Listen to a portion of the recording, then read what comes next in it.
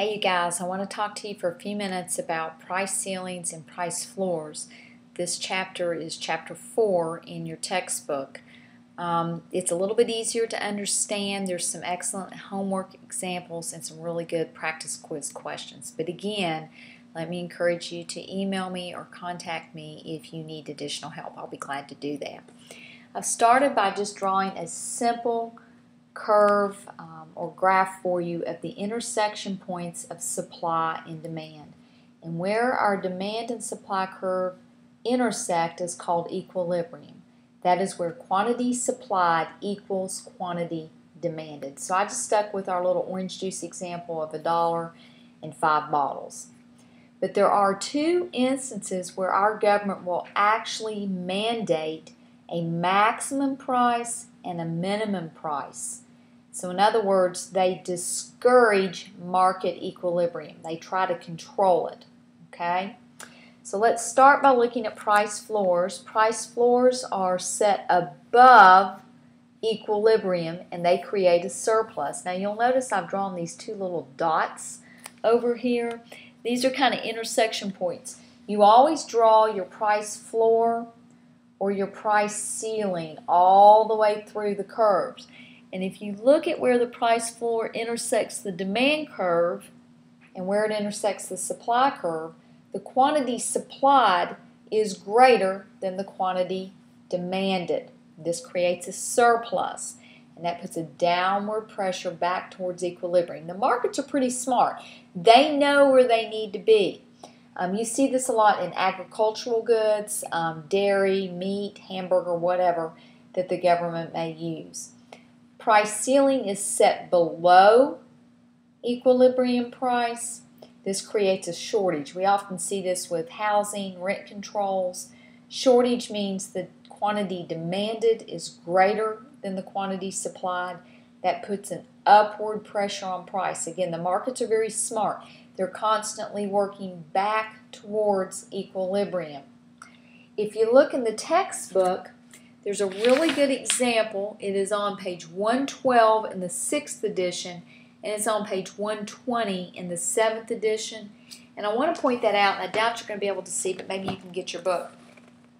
They give you a little chart here, and they ask you to plot it. In other words, plot the price ceiling and the price floor. This is another thing you can do on a test. If you ever get a test question, you can either identify it by a graph or you can identify your ceiling and floors from a chart. Well, how do you do that?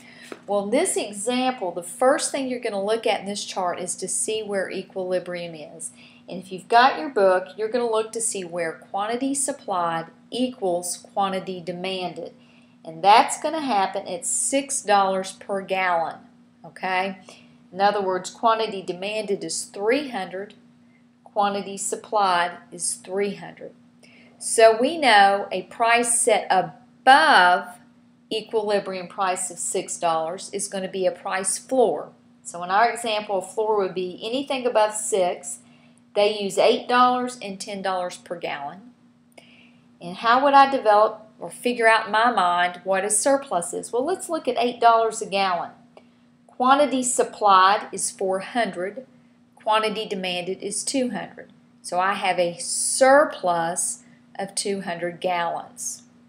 Let's look at price ceilings, which creates a shortage. Those are going to be set below equilibrium price, putting an upward pressure on price. Okay? Let's look at $2 a gallon. At $2 a gallon, quantity demanded is 500. Everybody wants it. I mean, why wouldn't they? Equilibrium's at $6, so there's going to be a lot of demand. Quantity demanded is 500 gallons. Quantity supplied is 100. What's the difference? 400. So I have a shortage of 400 gallons. Okay? So again, read that chapter. It's not as long. It's not going to be as confusing. There's some good examples in there for you. Hopefully that'll make it clear. Hopefully I haven't bored you to death. I think I'll take a moment and show you my pets because they absolutely, obviously, are not enlightened at all with my lectures.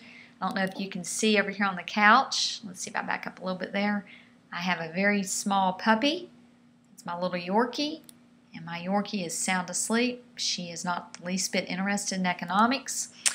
And over here in the chair, we have a kitty cat who is also sound asleep. In fact, you can't hear, but she is actually snoring. So hopefully I haven't put you all to sleep either, and you're understanding this a little bit better. I'm trying some videos this time. I know that they're not real formal, but hopefully they're going to help you all understand a little better.